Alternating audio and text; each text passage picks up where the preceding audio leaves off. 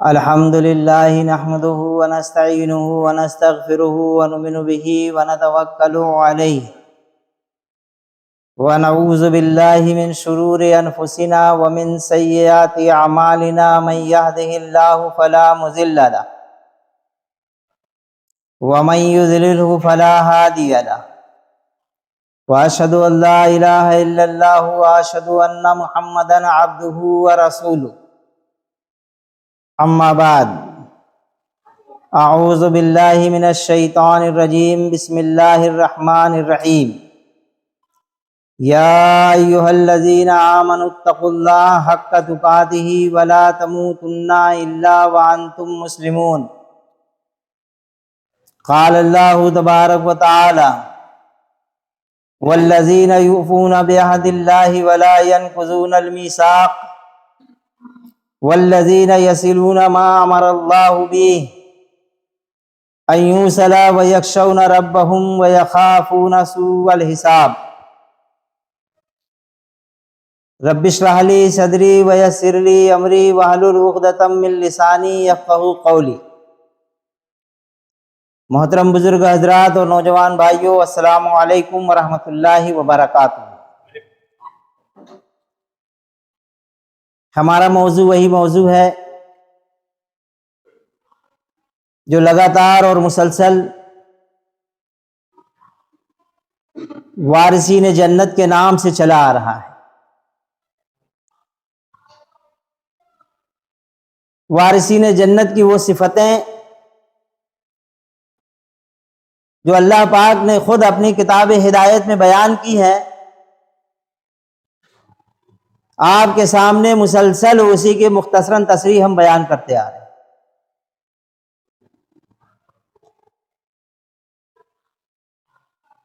اس کی ایک صفت جو اللہ پاک نے اہل ایمان کے اندر عودیت کر رکھی ہے،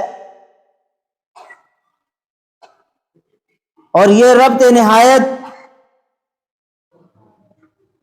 تمام انسانوں کے درمیان قائم ہے، وہ آپ کے سامنے بیان کی جائے۔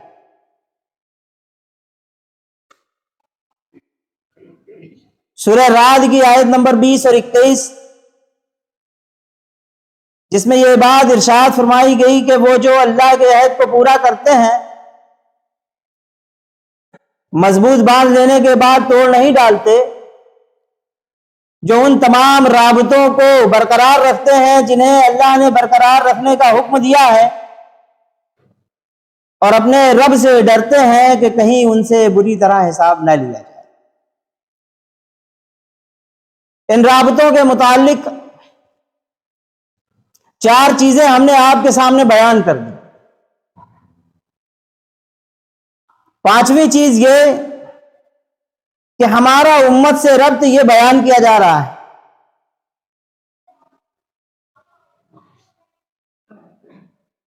وہ آیت جو ہم نے سب سے پہلے تلاوت کی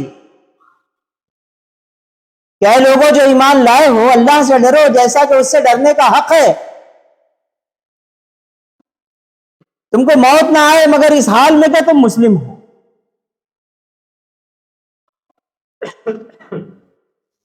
ہمیں ہر حال میں یہ دیکھنا چاہیے کہ ہم کیا ہیں۔ فرقوں کے متعلق ہم نے اشارہ کر دیا تھا۔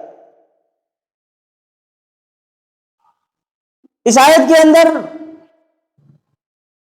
موت کو سب سے آگے رکھا گیا ہے کہ آدمی موت کو یاد رکھے۔ موت ایک مخفی چیز کا نام ہے،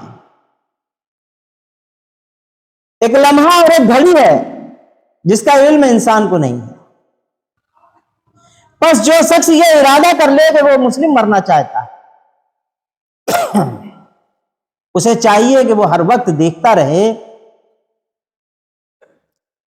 کہ اس کا ہر لمحہ اطاعت میں گزر رہا ہے یا نہیں، اپنے رب کے آگے اس کا سر تسلیم خم ہے یا نہیں، یہ دیکھتا رہے۔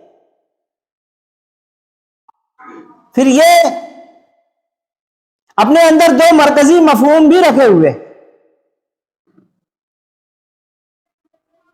جس پر امت کا ڈھانچہ قائم ہوتا ہے۔ ان میں سے اگر ایک بھی گر جائے تو امت بکھر جائے. پہلی چیز ہے تقوی اور دوسری چیز ہے موت، جو اس آیت کے اندر دونوں بیان ہیں.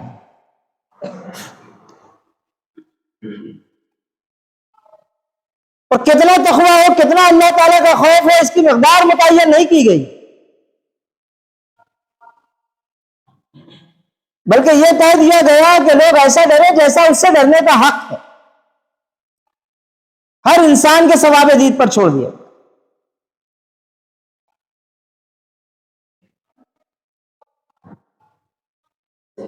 شرک ایک ایسی چیز ہے جو انسانوں کو بکھیرتی ہے، اس کے چیتھے آتی ہے، اس کے ٹکڑے ٹکڑے کرتی ہے. اور اس کے مقابلے میں توحید ہے جو پوری انسانیت کو مجتمع کرتی ہے.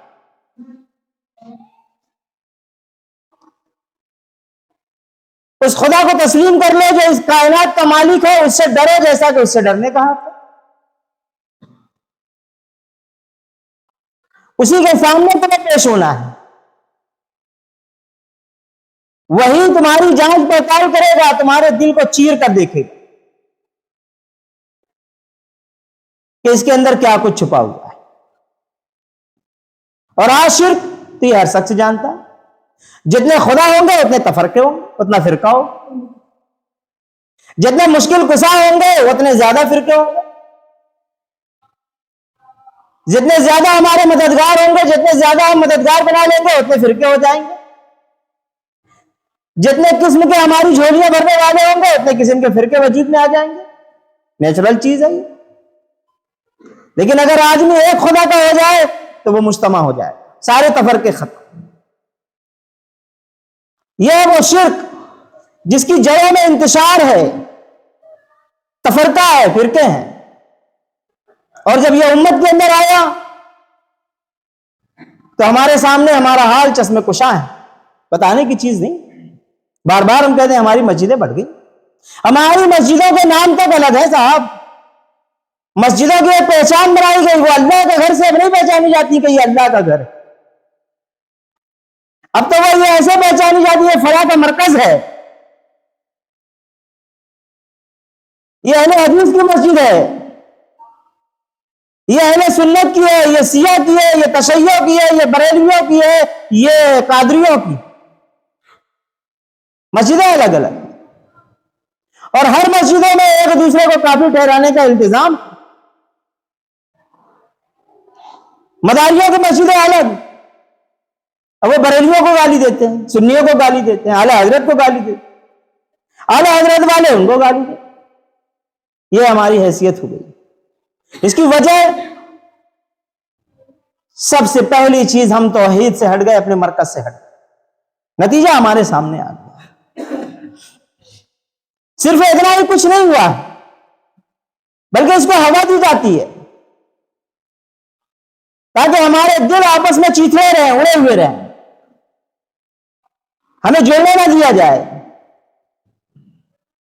انہی ناموں سے آج ہم منسوب ہوتے ہیں. اور اللہ پاک نے ہمیں کیا حکم دیا کہ تم اپنے آپ کو چیک کرتے رہو کہ ہر وقت مسلم ہو یا نہیں. ہم لوگ ایک عدد مسلم ہی نہ ہوئے اور نہ جانے کیا کیا ہوگا. ہمارے اندر نہ جانے کیا کیا بنے ہوئے لوگ ہیں، ایک عدد مسلمان نہیں. اور اللہ پاک کہتا ہے کہ تم دیکھتے رہو، موت کا تمہیں علم نہیں ہے کس گھڑی کس لمحے تمہارے سامنے آ کھڑی ہو. تمہاری رگوں سے جان کھینچ کھینچ کر نکال دی جائے. اس کی کوئی گارنٹی نہیں ہے کہ ابھی خطبہ دے رہے ہیں اس کے بعد باقی رہتے ہیں. یعنی دیکھتے رہو ہر لمحہ کہ تم مسلم ہو یا. پھر ہم نے ساتھ ہی ساتھ یہ بات بھی آپ کے سامنے رکھی تھی کہ وَاعْتَصِمُوا بِحَبْلِ اللَّهِ جَمِيعًا وَلَا تَفَرَّقُوا. حکم ہے اللہ تعالی، اللہ کے دین کو، اس کی کتاب ہدایت کو تھامے رہو، چمٹے رہو اس سے، اور تفرقے میں نہ پڑو. تم نے کتاب ہدایت چھوڑی، دین چھوڑا، مذہب اختیار کیا، فرقے فرقے ہو۔ اگر دین سے جڑے رہتے تو مذہب تمہارے اندر کبھی گھر نہیں کرتا۔ اگر امت کے اندر دین کی سمجھ پیدا ہو جائے تو فرقے اپنے آپ ختم ہو جائیں۔ کتاب ہدایت سے اگر یہ امت جڑ جائے اور وہ ساری کتابیں دریا برد کر دی جائے جس پہ لے کر ہم سینوں سے چپکائے ہوئے اور کہتے ہیں کہ یہ ہمارے فرقے کی کتاب،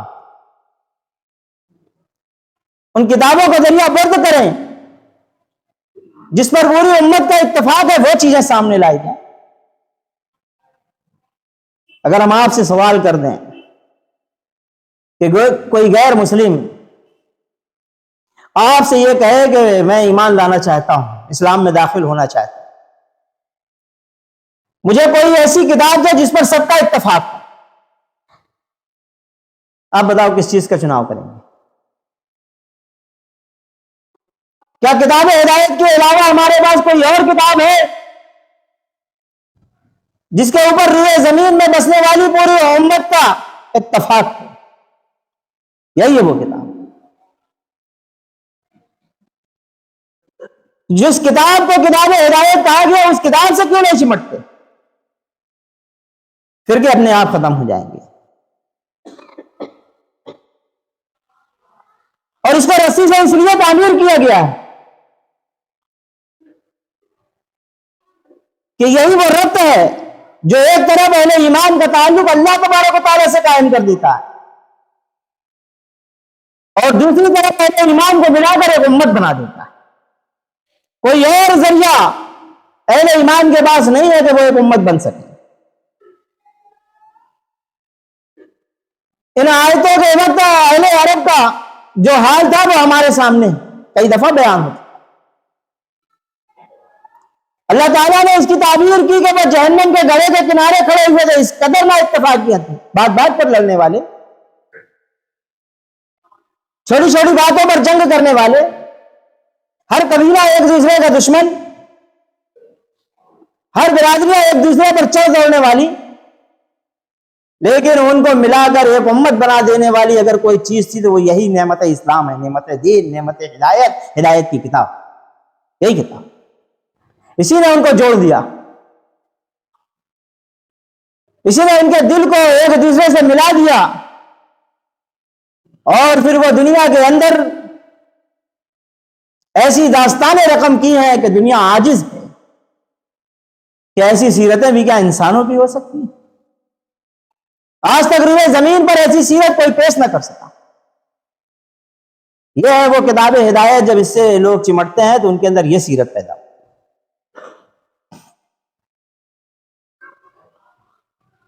روئے زمین پر پھیلی ہوئی امت سے ہمارا ربط ایک جسم کے مانند ہونا چاہیے۔ پوری روئے زمین پر پھیلی ہوئی ہر ایک مسلمانوں کا کلمہ ایک ہے نا، پھر ہم ایک کیوں نہیں ہیں؟ یہ ہے سوچنے کی۔ دنیا کے اندر کوئی بھی انسان ہے اس کلمے کے علاوہ کوئی دوسرا کلمہ اسے اسلام کے اندر داخل نہیں کر سکتا اور نہ باقی رکھ سکتا، اور اس کلمے کی بنیاد پہ ہم روئے زمین پر بسنے والی پوری امت ایک جسم کی مانند ہو جاتی ہے۔ بار بار حضور نے اس بات کی ترغیب دی کہ دیکھو تم ایک جسم کے مانند ہو، بالکل جیسے تمہارا ایک جسم ہے نا کہ پاؤں میں کانٹا چبھے تو آنکھ میں تکلیف پہنچتی ہے، آنکھ روتی ہے، اور اس کی کسک دل محسوس کرتا ہے، اور ہر وقت دماغ پہ وہ بوجھ ڈالے رہتا ہے۔ ایسا ہی امت کا ربط ہونا چاہیے۔ کسی ایک مسلمان کو بھی کوئی تکلیف پہنچے روئے زمین پر کہیں بھی تو ہماری آنکھ رونا چاہیے، ہمارا دل تڑپنا چاہیے، ہمارا دماغ بیدار ہونا چاہیے۔ لیکن کیا کریں، وائے ناکامی متاع کارواں جاتا رہا، اور کارواں کے جی سے احساس زیاں جاتا، ختم ہو گئی یہ ساری چیز۔ علامہ اقبال نے کہا تھا کہ ایک ہو جائے تو بن سکتے ہو خورشید مبیں، ورنہ بکھرے ہوئے تاروں سے کیا بات بنے، کچھ نہیں ہو سکتا۔ ایک طرف یہ، دوسری طرف وعید سنائی گئی اللہ تعالیٰ کی طرف سے، فرمایا گیا ولا تكونوا كالذين تفرقوا واختلفوا من بعد ما جاءهم البينات واولئك لهم عذاب عظیم. آل عمران کی 105 نمبر کی آیت. اللہ پاک نے اس آیت کے اندر یہ بات ارشاد فرمائی کہ ان لوگوں کی طرح نہ ہو جانا